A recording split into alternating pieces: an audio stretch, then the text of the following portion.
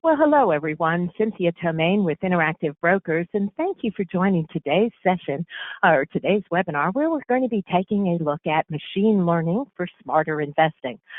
We do have David Trainer with New Constructs with us today. New Constructs is an integrated research platform that's integrated into the Interactive Broker Trader Workstation. David is an investment strategist and corporate finance expert. He's also a member of the Financial Accounting Standard Board's Investor Technology Advisory Committee. Now, New Constructs does leverage the latest in machine learning to analyze structured and unstructured financial data with speed and accuracy. And here to tell us more is the CEO of New Constructs, David Trainer. David, thank you for joining us here this afternoon. And I'm going to go ahead and pass the controls over to you. Thanks for joining us, David. Thanks very much for having me. I am glad to be here and proud to be working with Interactive Brokers. Let me do a quick check here to make sure that the screen is showing up the way we want. Cynthia? Looks perfect. Thank you, David. Great. I will jump in. Thanks very much for everyone for being here with us today. I think the overriding message that I'm bringing to the Interactive Brokers community is that the surface details or earnings releases, Wall Street reports information is not complete. There is a very deep and important body of information in 10Ks and 10Qs or the annual reports that is often overlooked in research, not because people don't want to look at it, but because it's become too cumbersome to review. And we are developing technology to give people the ability to access that information, to make more comprehensive investment decisions, smarter investment decisions, because you're not having to ignore the several hundred pages in a 10K or 10Q because you don't have time to read it. Let's face it, at the end of the day, nobody wants to read annual reports. Most people, I should say, don't want to read annual reports or Qs. We're talking about 1,000 pages a year on average per company that you want to invest in or consider investing. And so this technology, I believe, is a welcome solution, not just for people who want to be, I think, more diligent, but for those in the advice business who are careful about fulfilling the fiduciary duty of care. Quick background, New Constructs has been around since 2002. I spent most of the last 10 years running a hedge fund, and we were really successful at that, but we've reoriented back to our research technology because we think it can be so helpful to so many tens of millions of investors, portfolio managers, et cetera, to have access to the information that everyone actually should have access to. Our track record for stock picking has been successful and well documented in both Barron's and CNBC. And if I were to summarize what makes New Construct special into one sentence, it would be our ability to combine very deep expertise in not just accounting, finance, but also technology. I'm the CEO. I started as an auditor, and I moved quickly into executive compensation consulting. And I mentioned that because I was attracted to that practice within Arthur Andersen because their mission was to go to boards of directors and say, whatever you do, don't pay executives based on accounting earnings because you can grow accounting earnings while running the business into the ground. That fascinated me. It was my first initiation to the finance of investing and corporate performance analysis. Accounting, think of accounting as just sort of the words or the vocabulary of language. Finance is the language. So accounting is really just a starting point. And then Credit Suisse hired me to take this concept around going from accounting to understanding economic earnings. Credit Suisse hired me to scale that globally across all companies around the world, and that eventually led to them investing around $300 million in that project that I started there. My right-hand man is Lee Moneta-Kohler. He's the COO. He's been with me for 10 years and really been instrumental in developing our technology. And our technology team is a great team, but we find in general that rather having everybody in-house, we tap into the top minds in the world around machine learning and natural language processing. And the reason we can bring those people into the fold is because we have, to use a technical term, the best training data sets in the world for understanding filings. And I'll get into more detail as to what that means. But the takeaway is we're able to get the top programmers in machine learning and artificial intelligence natural language processing, et cetera, because they believe we have the answer key in terms of the data that we've been collecting for the last 15 years to support our process.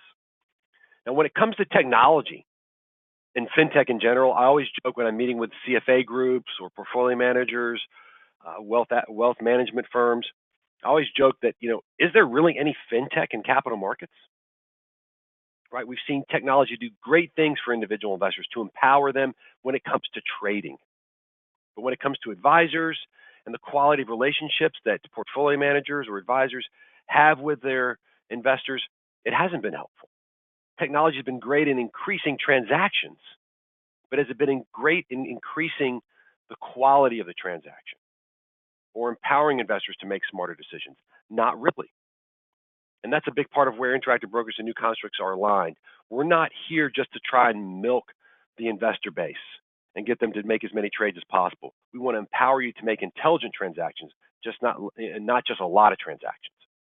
And that's where our Robo Analyst technology comes into play.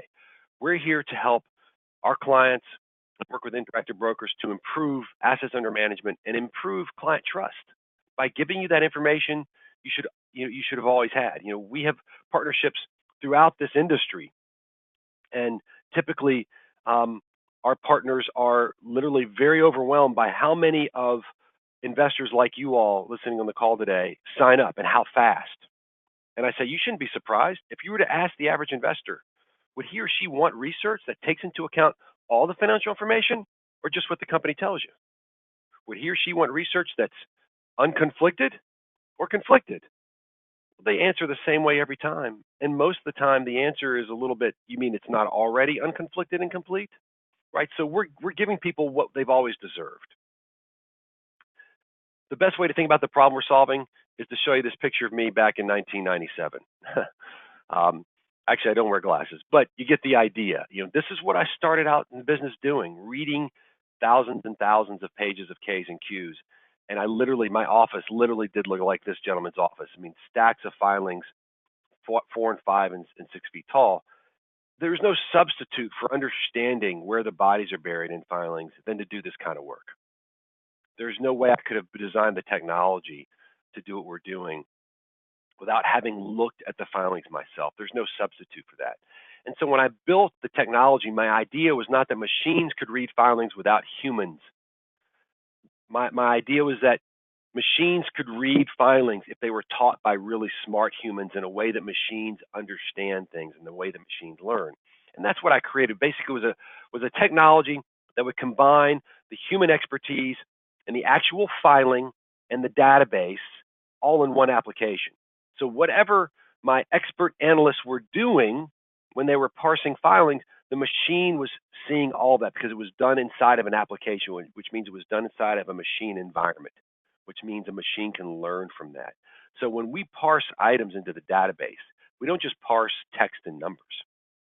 We parse over a dozen different specific characteristics about that data point that are important to machines, but humans take for granted.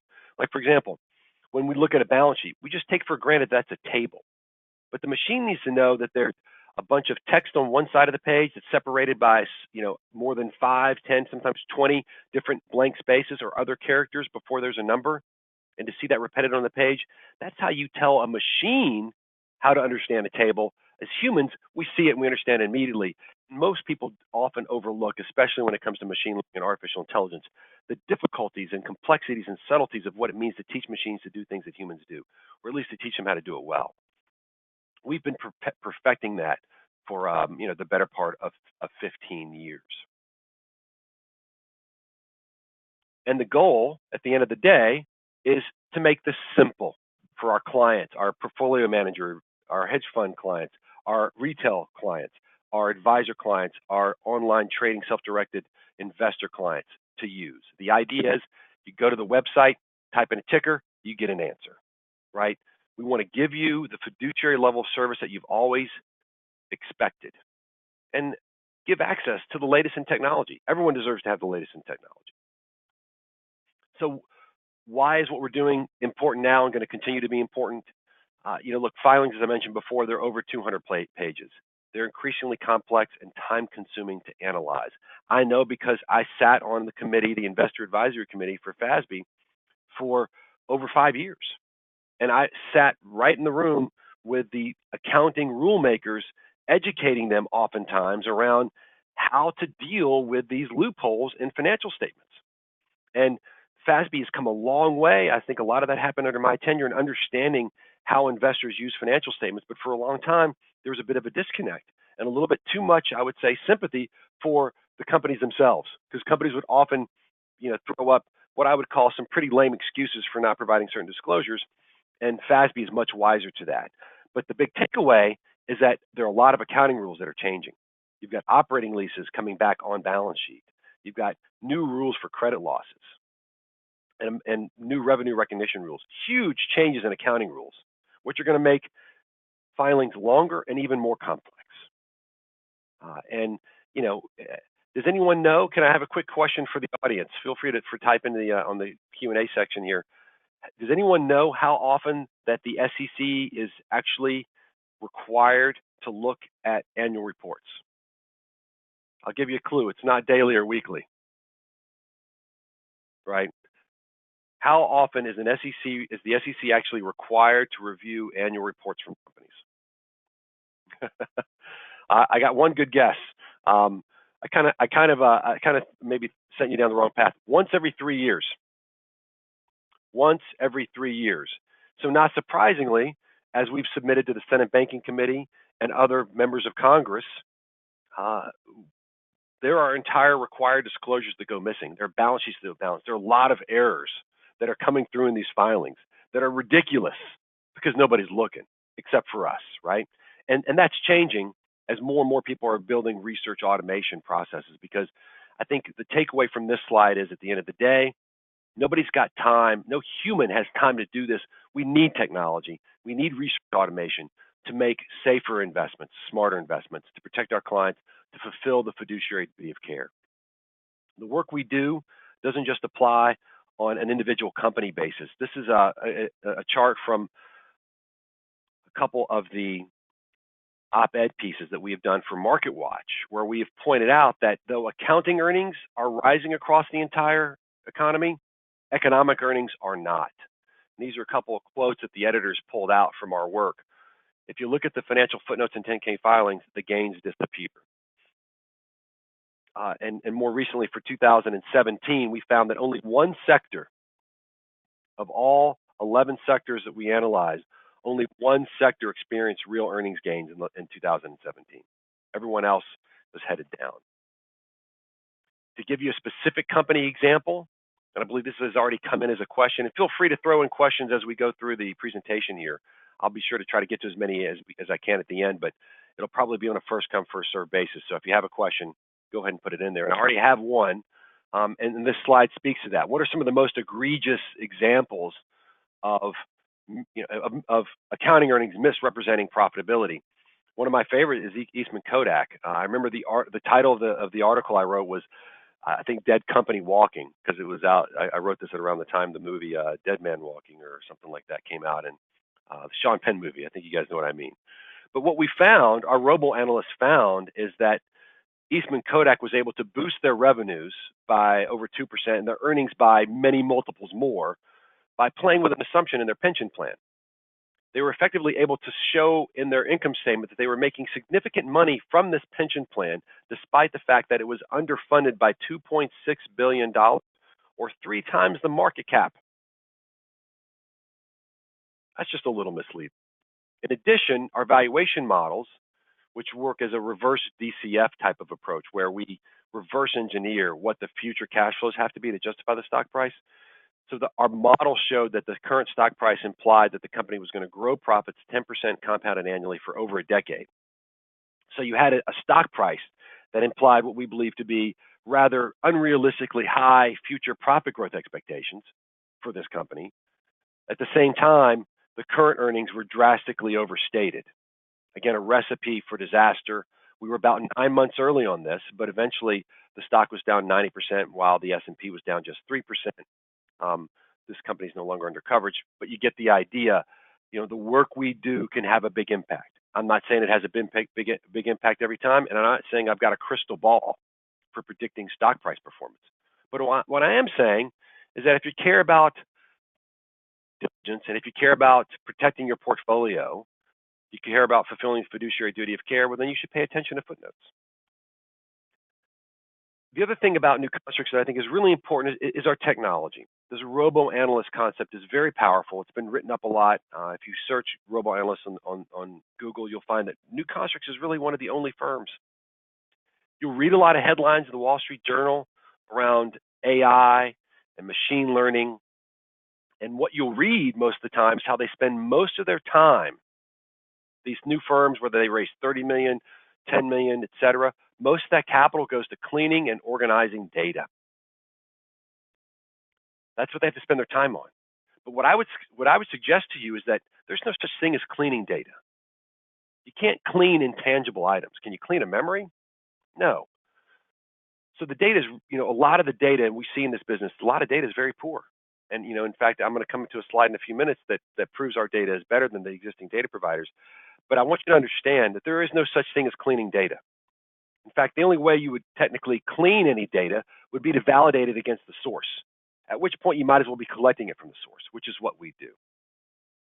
And I think that's a big misnomer. There's a lot of misleading information around AI and machine learning. Most of it is all hooey. And no better proof of that than are the headlines and the articles of the Wall Street Journal and everywhere else talking about how so much of the time is spent on cleaning data. You can't clean it unless you verify it to the source, which means you must just collect it from the source. And as far as I can tell, nobody can do that the way we can. We're not the only one that has that opinion. Ernst & Young in 2017 published a white paper. If you go to our homepage, you can get access to this paper. But this white paper proves the material superiority of our data. And in fact, there are appendices in this free white paper available on our homepage.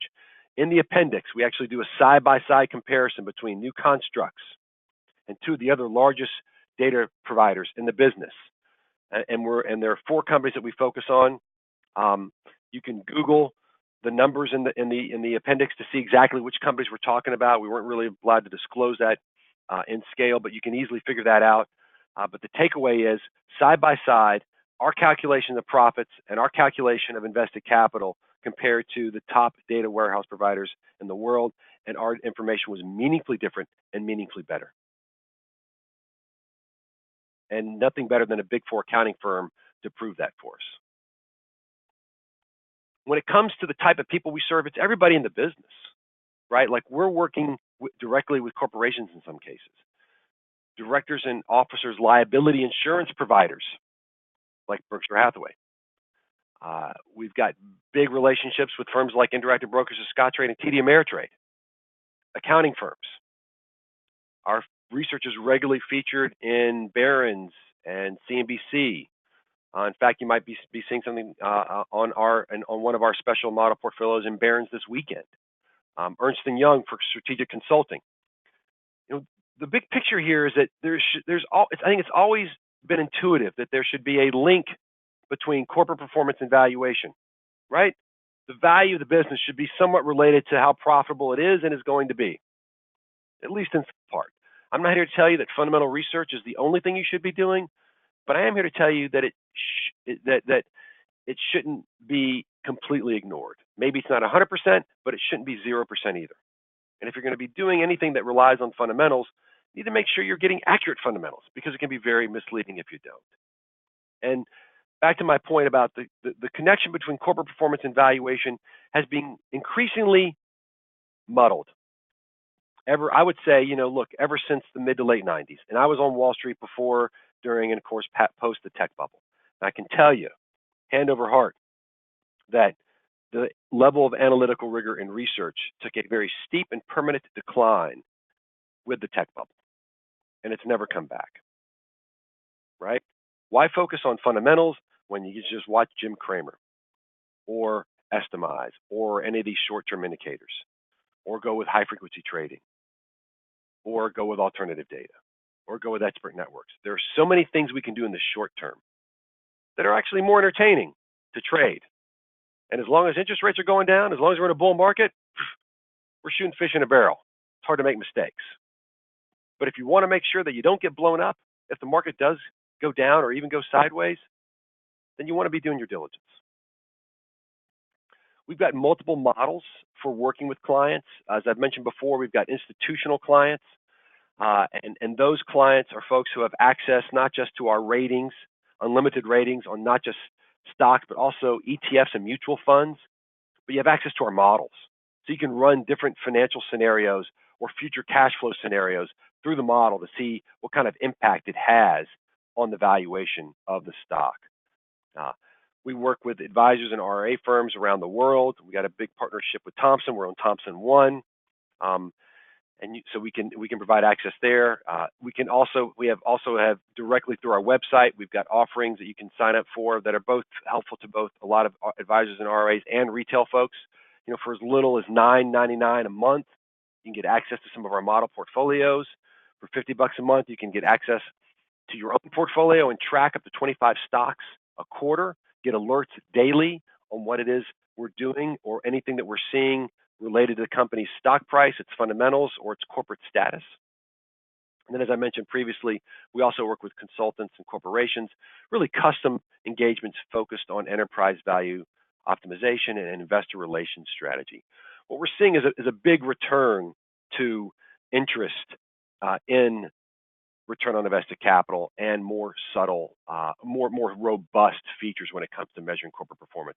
People are getting a lot more interested in really being rigorous around what kind of work that goes into their investment decision-making process.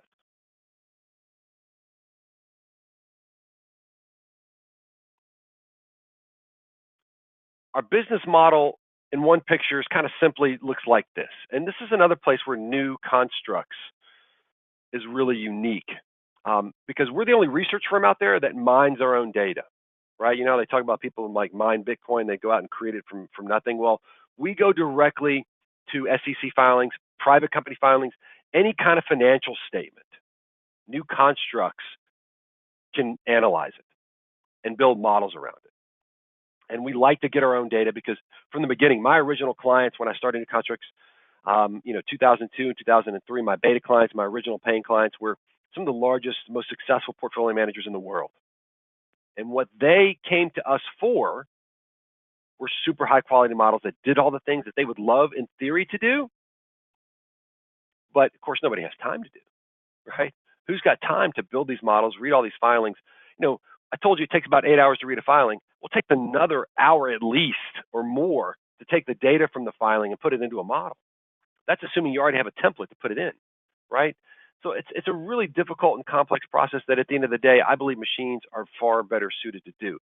But back to the business model, a data gathering infrastructure that's really unique. We have a proprietary extraction system. This is technology that's really cutting edge, and it goes back to some of the machine learning and artificial intelligence work that we've been doing since 2003. We have actually analyzed with human experts in a machine environment over 120,000 filings. That was a point I forgot to make from this slide. Over 120,000 filings have been pushed through our system. So we have 120,000 human annotated, human verified filings. And per filing, we're collecting, a couple thousand data points. Multiply that by 10 or 12 for all the individual characteristics around those data points, and all done in a machine environment. So the machine's collecting all that. So effectively, we've got a huge database of instructions for machines to learn how to do this right. And machines don't do everything. Don't get me wrong, right? Humans are constantly alerted when the machine doesn't know. But the cool thing and the important value proposition to my analysts is that, look, you don't have to do the same thing over and over. If the machine says, I don't understand this, and you teach the machine what the solution is, well, the machine is going to check to see if that solution can apply anytime it sees a problem similar to that in the future. So you're not doing the same thing over and over. That's my sort of corporate philosophy is that's how you keep smart people around. Our competitors are using 2,000 people to do the same kind of work, India, Vietnam, Czechoslovakia, all over the world, right? And my point I always like to make is, look, you think English is hard as a first language, try footnotes English. My point is, this kind of work needs to be done by experts. And those experts, in turn, need to be empowered with technology. So we extract the data, we classify it in a unique way, and unique way means that we're looking at the economics. We're not getting hung up on the accounting. We transcend accounting. We go beyond the accounting to understand the economics. That's what finance is all about, to provide the best database in the world. The middle layer of our business model is a calculation engine. The most important takeaway there is that I'm not in the business of selling you religion. If you disagree with any of my calculations, change them. We have custom calculations for a lot of our institutional clients. They say, hey, I want you to calculate free cash flow this way. I say, great, right? I'm not here to argue a lot around, how something should be calculated. I'm here to give my clients a better starting point, a better data set. We're turning over all those stones, curating that for the client so they're making a more complete, more informed decision.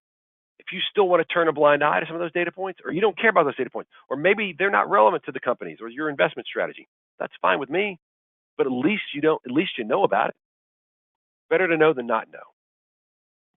So calculation engine is completely flexible. And then when it comes to data and tools delivery, website www.newconstructs.com. We've got PDF reports, we've got web pages, we've got APIs, we've got FTPs. We do it all. Obviously the third part here, delivery, that's the easiest part. We even have an Excel add-in. When it comes to how we compare to the competition, we don't really have many direct competitors. One of these direct competitors, EVA Dimensions, was recently bought by Institutional Shareholder Services. And ISS, as they're known, is now going to include return on invested capital in their shareholder scorecards for the 40,000 plus shareholder meetings for which they provide advice every year. So I think that's a big validation that ROIC matters. We know, all of us here together today, know that New Constructs does ROIC better than anybody in the world, as proven by Ernst & Young Whitepaper. So we think, again, this stuff is coming. At the end of the day, especially now that we're in this fiduciary rule environment, who wants to tell their clients they're not doing the diligence? Who wants to admit that they don't fulfill the fiduciary duty of care? Now, not every client wants it, right? Some people just want to trade. That's fine. But why not have that level of service? Why not be able to offer those clients, your own personal portfolio, your family, that level of protection, that level of diligence? That's part of why I got into this, at New Constructs. I think this is the right way to do things. And I wanted to democratize access to the high quality information that the big insiders are able to trade on for everybody, because I think that makes for an efficient market and a better society in general. But when you compare New Constructs to the competition, people ask me about Guru Focus once every 6 months, and I say, yeah, they talk about doing ROIC and economic earnings, but I'll tell you the same thing that I told some executives at one of the first firms I joined when I started doing this work, and they suggested we take a data feed. And I said, listen, if we take a data feed to do this work, then are we really adding any value? The old adage, the model is only as good as its inputs. That rings true. So if we're going to take the same data that everyone else has and pretend that by putting it through our special model that we've somehow performed financial alchemy and are providing different results, I don't buy that. And that's what all of our competitors do. They're not going back and mining the original data. They're not bringing the discerning eye that our experts bring to the filings to make sure that the data that goes into the model is right. And if you go to our website, you'll see that every adjustment we make, every model calculation, 100% transparent, because my model is not magic. I don't have a magic bullet. My data's better, right? What's special about New Constructs is not that we're able to magically transform the data into some special thing. No. Measuring profitability is a relatively intuitive prospect. Getting the data right to do it is the hard part. And really what makes New Constructs special is that our technology means we're bringing a bulldozer to the process of collecting and analyzing data in a process that most people are using a shovel to do. That's really the difference. Research automation, technology to do the diligence that everybody knows should be done. When it comes to what the product looks like, basically the bare bones the entry level product starts with this portfolio tracking tool, right? Red is bad, green is good. Type in a ticker, get an answer. And what you'll see is that we cover stocks, ETFs, and mutual funds all in the same way. That's right. We cover mutual funds in the way everyone should cover a mutual fund. we actually build a model for the aggregation of all the companies held in that mutual fund. For example, if you got a fund that holds 50 stocks and it puts 2% in each one of those 50 stocks, well, then our model would reflect the profitability and valuation of the entire fund based on aggregating all the individual company models for the holdings in that fund. Same is true with ETFs. We think this is really helpful to especially the advisors and retail clients out there, self-directed investors, super helpful because you're not going to get it from anybody else. Traditional fund research looks at one thing. Does anybody know? Backward-looking price performance. It's the cheapest and the easiest of all technical research. That's what ETF and mutual fund research focuses on almost entirely. We're giving you an added dimension of analysis that we think is very highly value added. In addition, when we're looking at the cost of mutual funds, we're taking into account trading costs or transaction costs as well. Nobody else does that. So we're going to give you a much more complete and holistic measure of the cost of being in a fund. And we think that's value added as well. Details behind our models. Again, I mentioned that we're super transparent. And if you go to our website, you look at any of our demos, we got free demos, online tutorials for how all of our products work. Because we want our clients to know how much work we're doing for them. But here's the details behind our model or our rating for Ford Motor Company. And this is from July 2017. So it may have changed since then, but we're going to focus on two categories of data, both of which are objective: quality of earnings and valuation. When it comes to quality of earnings, we're looking at economic versus reported accounting results. And we're really looking for places where we see a disconnect between what the company says their profits are and what the actual cash flows are. And we're also going to look at return on invested capital, right? And and again, to me, return on invested capital is that intuitive measure of profitability, right? At the end of the day, no matter what kind of business you engage in, measuring the profitability of that business is as simple as understanding what kind of after-tax cash flow it can generate relative to how much capital has gone into it. I'll say that again. Profitability is a function of how much cash flow the business generates relative to how much capital has gone into it.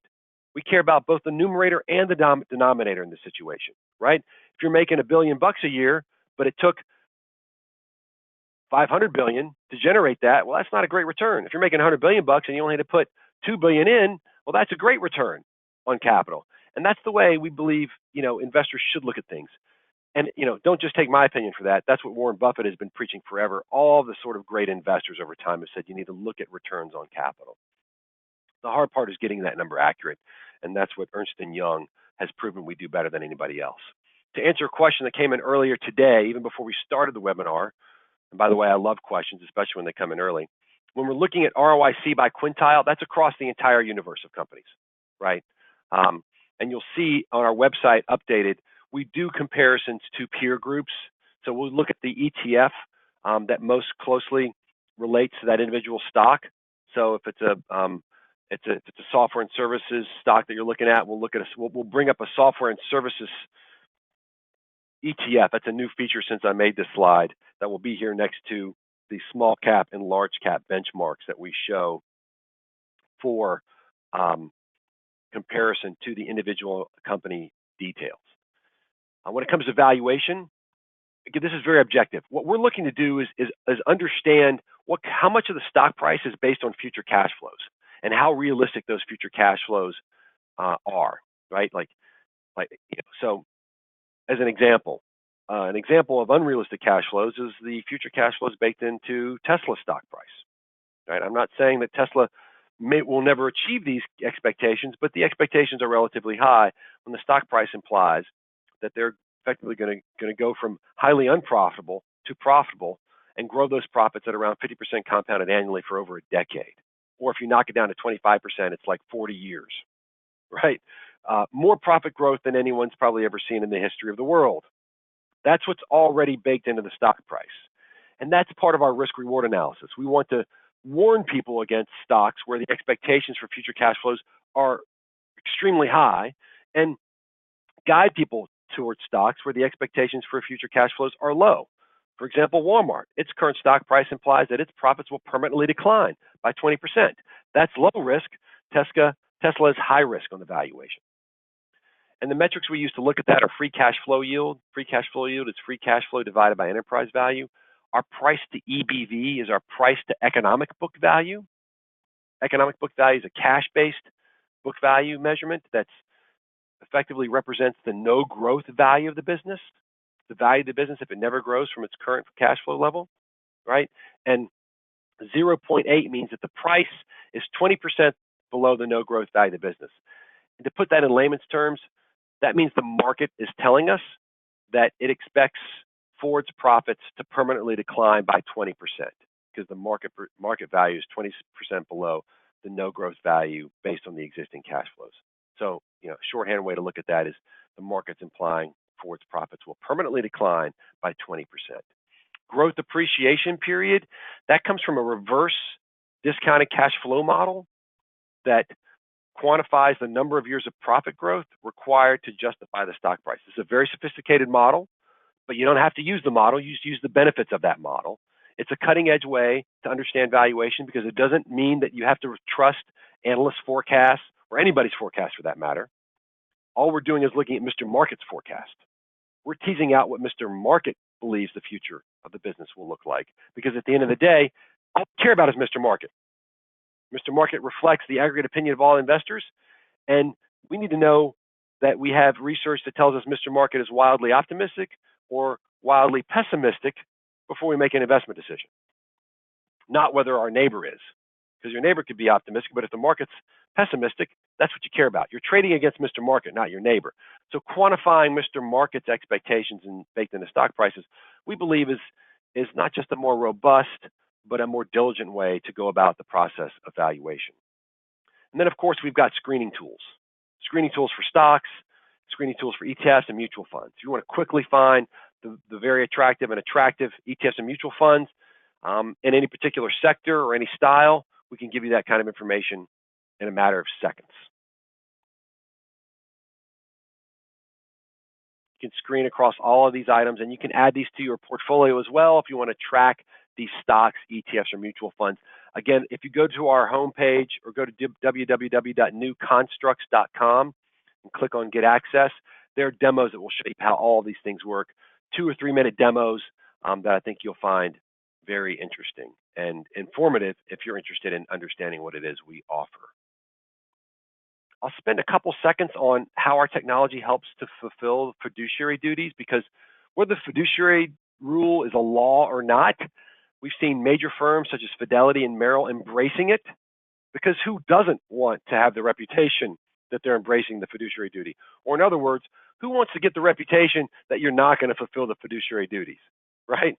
Even if certain clients don't want it, we think a lot do. And if you want to gain trust with millennials, I think it's probably a good idea, right?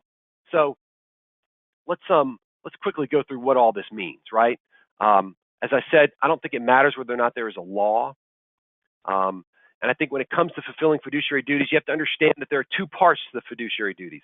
One is the duty of loyalty, which means I'm not going to overcharge my customers to benefit myself. The second is the duty of care. What New Constructs does is focus on the duty of care. And we've got tons of thought leadership in the space.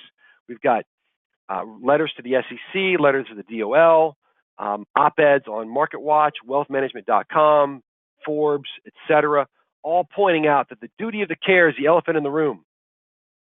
It's the elephant in the room that nobody's really been fulfilling the duty of care for the last 20 plus years, ever since the tech bubble. And we think that the DOL bringing up this whole fiduciary rule is really finally shining a light on that elephant in the room, that dark corner that Wall Street has effectively been able to successfully distract us from paying attention to. So we think that this reveals a few things. Number one, when it comes to a fiduciary environment, we don't really think technical research holds water on its own. Sure, for entry and exit points, technical research can be helpful, but it shouldn't be the only thing you use, right? One of the reasons we had huge amounts of success with self-directed investors is because a lot of them use technical research, and they love being able to overlay our fundamental research with the technical, right? I've always said, I'm not here to say that fundamentals should be 100% of your process, but it shouldn't be zero either. Why not make sure when you got a list of 10 great technical ideas, you screen those for those that are great with technicals and great with fundamentals, right? When it comes to the sell side or traditional Wall Street research, it's conflicted. Do clients really deserve conflicted research? Now, right, not all of it's conflicted, but you never know what is or isn't conflicted because they have the same disclosures in the back of every report. Everyone who's actually read the disclosures in the back of a sell-side report, type a Y into the Q&A here. If you haven't, you should. It's eye-opening. Effectively, they disclose, they're operating under the SEC's rule that as long as you disclose that you might be doing someone wrong, it's okay. Because then at least they know that you're doing them wrong. But so they list everything effectively. They list that they might be doing everything. They might be conflicted in every possible way so that if it turns out that they are, they can say, oh, well, we told you. And you'll notice that those disclosures are written in like, 4-size font, and they're really long. So when it comes to the duty of care, quickly here, by law, it means a fiduciary must act with care, skill, prudence, and diligence. In other words, research must be arguably in the best interest of clients, which means it must not be conflicted, must not just be based on diversification or entirely dependent on technicals, right? So what we're talking about here is providing a new definition for duty of care. And this is what we've submitted to the DOL, to the SEC, for everybody that'll listen. We've said, listen, we think there'll be a lot less resistance to the fiduciary rule if you tell people what it means to fulfill it, because right now nobody knows because they've never had to. So we say there's 4 things that research has to be in order to fulfill the duty of care. Number 1, got to be comprehensive, right? We think that's fair. Research needs to have taken into account all relevant publicly available information. That is, you've got to go through those K's and Q's. Yes, it means you have to go through 250 pages 4 times a year for every company. That's what it means. Otherwise, you're taking risk that you shouldn't necessarily have to take. And guess what? Who's paid attention to how much money that Goldman or Morgan Stanley or Merrill has made, in the last quarter last year? It's a lot. They can afford it. All right? They can afford to do that diligence, especially if they're going to charge you those fees. Secondly, we think the research should be unconflicted, right? Can we finally get to a place where we're not giving our clients conflicted research or relying on conflicted research? I think our society is sophisticated and evolved enough that we should be past that. I like to joke that if aliens from outer space were to grade the human race on how well we've done on certain things, we would get great grades on maybe healthcare, maybe not, maybe entertainment, a few things. They'd look at our financial markets and say, really? The underwriters of securities are still the primary source of research? Most civilizations grew out of that decades ago. You guys might as well be living in caves. The other thing we think the research should be is transparent. Look, if you've done the diligence, why not show it? Secondly, it should be relevant. It should at least have some footing in fundamentals. And we're not the only people that feel this way. We've gotten some great reviews and support from thought leaders in the space, whether it's Michael Kitces, Market Watch, Wealth Management, BlackRock, DOL, and the SEC as well. All right, I'm going to pause here and start asking or start answering a bunch of the questions that have come up to this point. And then we'll close up here in the next 5 or 10 minutes. So, if only one sector made economic profit in the last year, is the market overvalued? I think, look, if you're looking at fundamentals, it's hard to argue against the fact the market's undervalued. I think that's why you see a lot of stories on all the news outlets kind of talking about a correction. Everyone's waiting for one. It's not just me saying it. You hear it from Ray Dalio, the guy who runs the biggest hedge fund in the world. I feel like the headline on MarketWatch.com has been that he's predicting a bigger pullback than what we've seen so far. Yeah, I think fundamentally we're absolutely overvalued. Now, that said, will the current administration want to be the administration on the record of history where the market fully corrects? No. They're going to kick this can down the road as far as they possibly can. because they don't want it going down on their watch. You know, that's politics.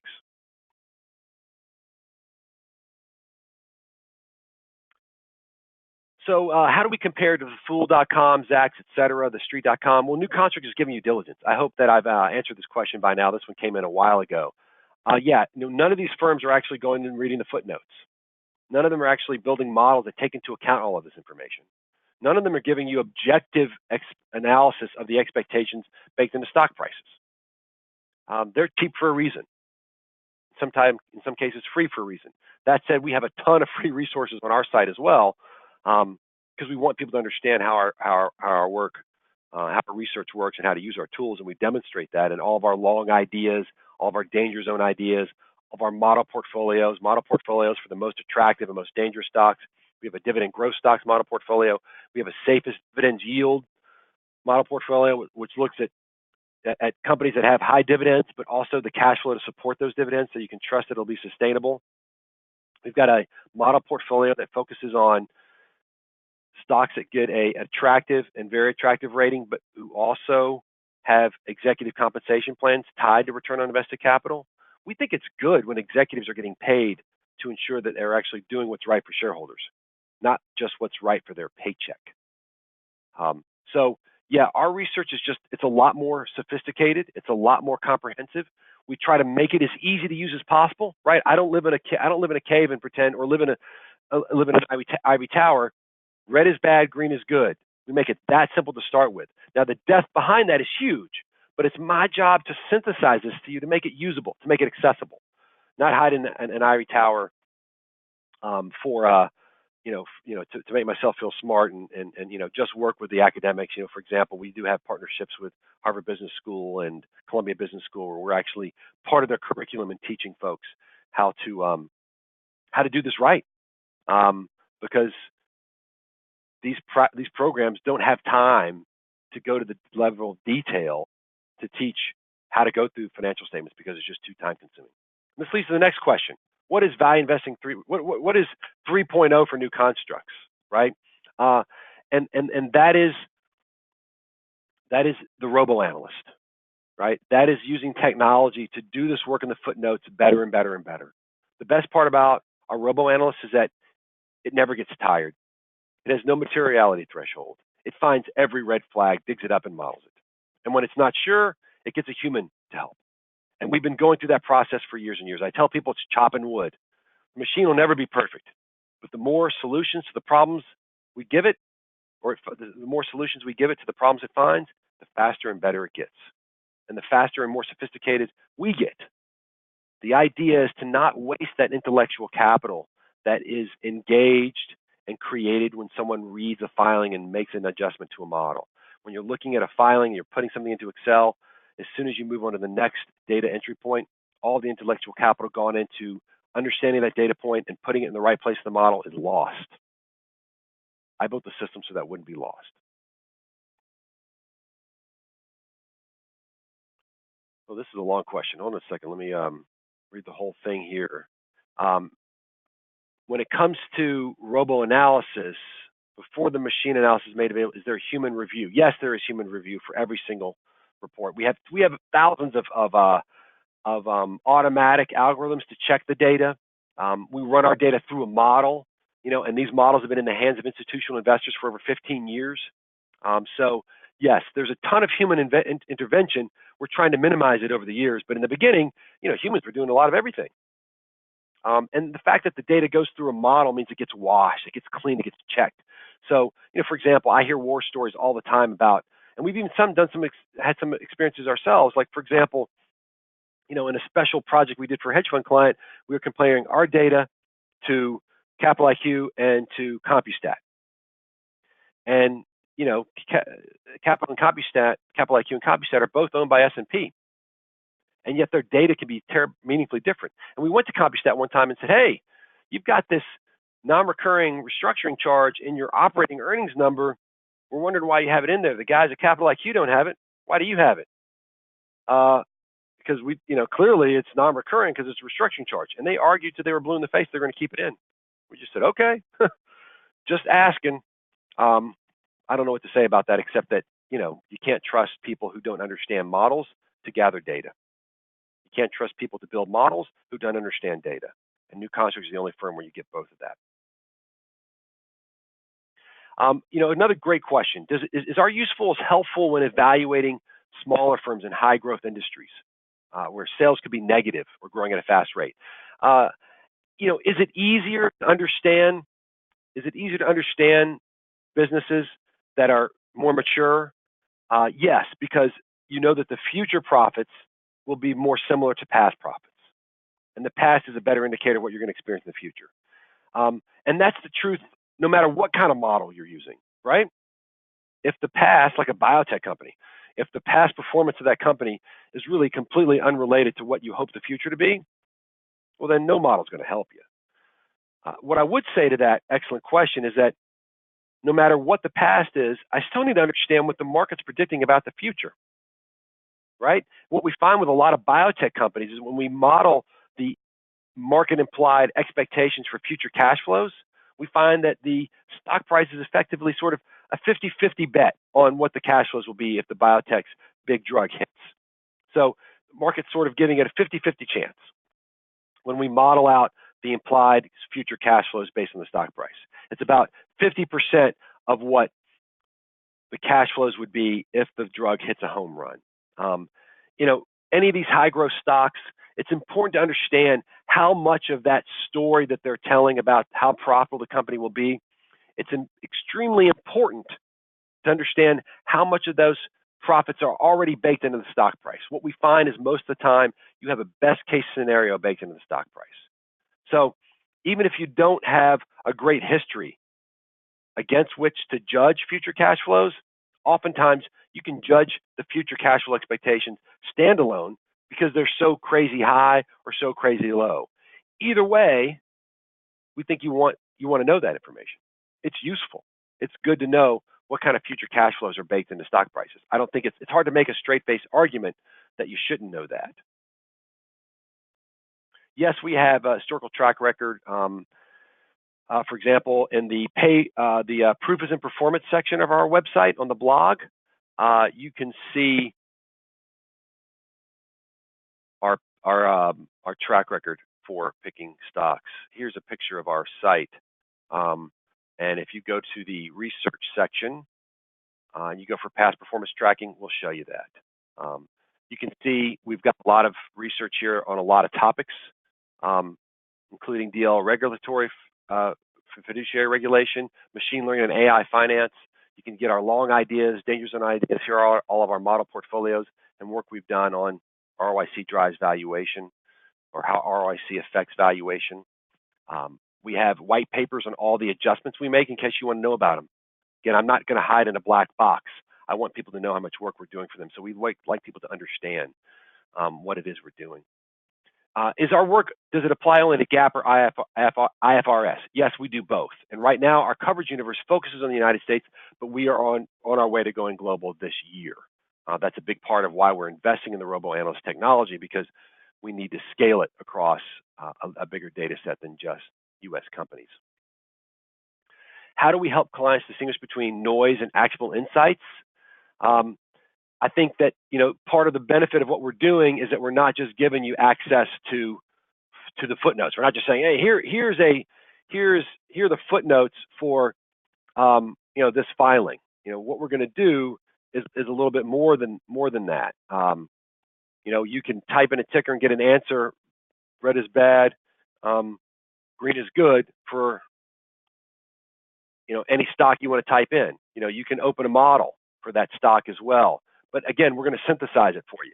Now, if you're interested in more information, we'll show you, what's our rating been, right? And how's the stock performed?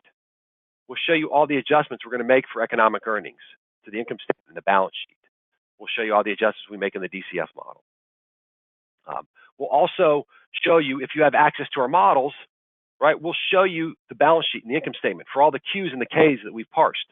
So you want to see, what's that income statement? What does that look like? Here's how New Constructs parses that.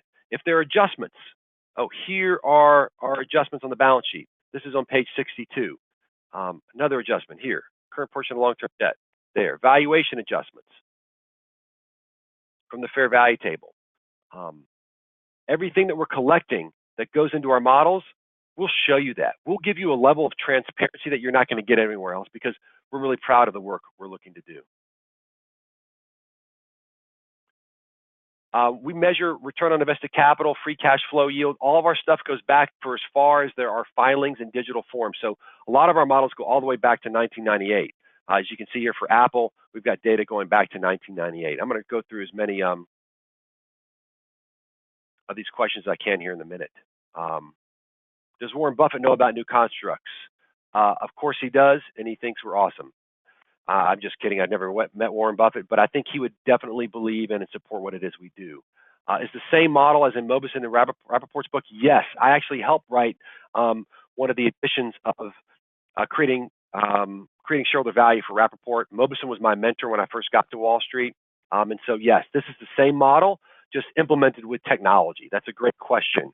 I appreciate that. What sort of job does this? There's some, I guess there's some spam in here.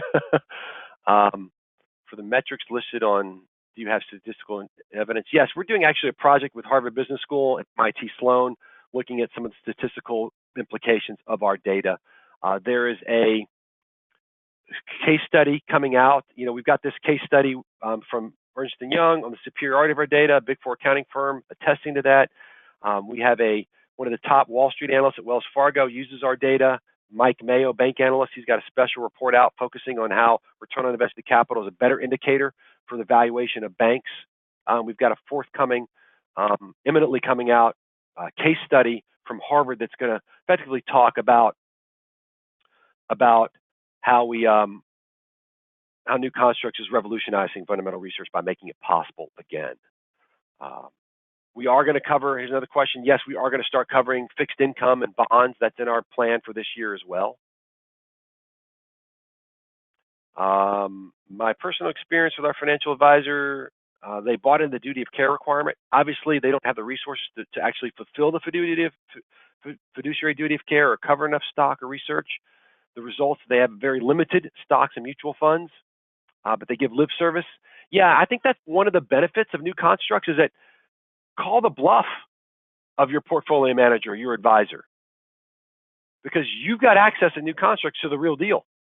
See if they've got it too. Absolutely. You know, if for no other reason, that's one good thing you could take advantage of new constructs. To make sure that the people you're paying to take care of you are doing their job. We're right at an hour. I'm going to stop here. I see a lot of comments here. I can't tell if they're all questions or not. I think I've covered just about everything. If you go to our website, New Constructs, you can, the homepage, as I mentioned before, you can download this Ernst & Young white paper. You can send us an email at support.newconstructs anytime. You can sign up for webinars. You can see all of our methodologies. You can see definitions for all of the metrics that we provide. Again, complete transparency for everything it is that we do. We want you to know how we do the work we do. We've got great research talking about how to apply value investing, how to close all the loopholes. Here where I showed you all of the white papers that we put together. Again, feel free. This is all for free. We have a special offering through Interactive Brokers for both individuals as well as institutions. Interactive Brokers is we would give them a really good deal in order to offer that client base a special price for accessing new constructs. I encourage you to take advantage of that deal. It's a special deal, and it's a lot of it's because we are philosophically aligned with what Interactive Brokers is doing, and that is to empower all investors to democratize access to previously unavailable information or capabilities to empower investors to make more informed decisions, to take control of their own financial lives, and to avoid some of the potholes of relying on Wall Street. With that, I think we're ready to go here. Cynthia, I will pass the presenter back to you. Okay, well, David, thank you very much. Terrific information in today's session. Now, I do want to also mention that New Constructs is available on the Interactive Broker platform, and you can find out more information on our website by simply going to the pricing menu that's available, and then into the research news and market data section. And if you search for New Constructs, you'll be brought to this page here where you can view a sample report and even access the website. So did want to show you where some additional information is available. But for right now, we are going to conclude our session. I want to remind you that we have been recording today's event, and each of you will get a direct link to not only the recorded playback, but also to the webinar notes or the slides that David has been using today. You can access those from the follow-up messages that will go out shortly, and then also do be aware it will be listed under the Interactive Brokers Education menu. There's a webinar section where you'll be able to find all of this information as well. So with that, a great deal of thanks to David Trainer of New Constructs for today's presentation. And I also want to thank all of you for participating in our event today. With that, we're going to conclude the session. You can exit using the X in the upper right-hand corner of your screen. Thanks, everyone. Have a great rest of your day.